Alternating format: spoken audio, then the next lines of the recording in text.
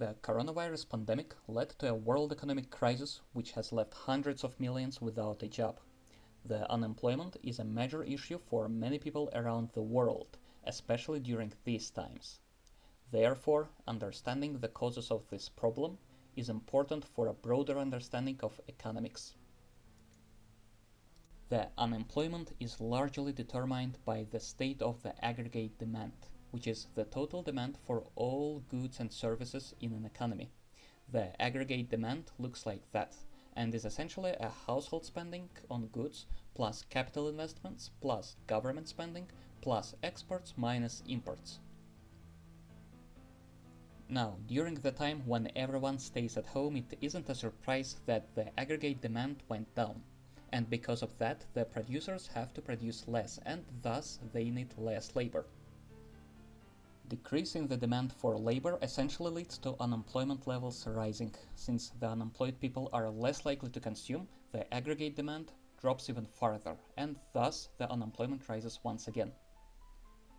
The governments and central banks usually can manage this problem by means of monetary and fiscal policies.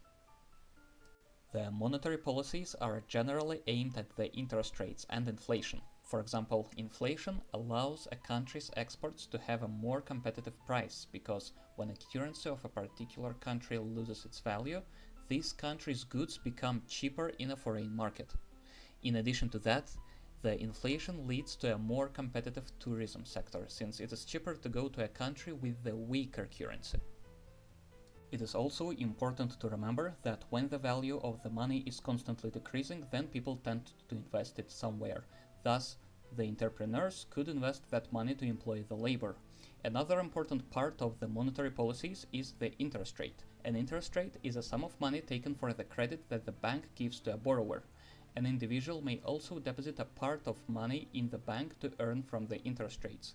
If the interest rates are too high, then it would be harder for the entrepreneurs to borrow to invest, and not only that, but since it would be harder to pay the credit, people would consume less.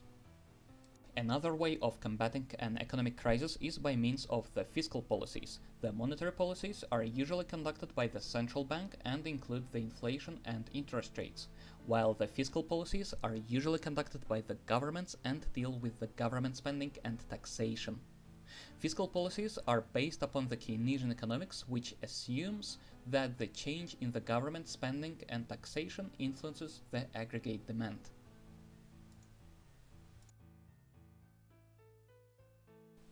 In conclusion, the coronavirus has greatly impacted the current state of the world's economy. Because people cannot consume, the producers cannot employ them. Therefore, we see the rise in the unemployment levels, which means a greater decrease in the aggregate demand. The governments and the central banks will therefore intervene with the fiscal and monetary policies.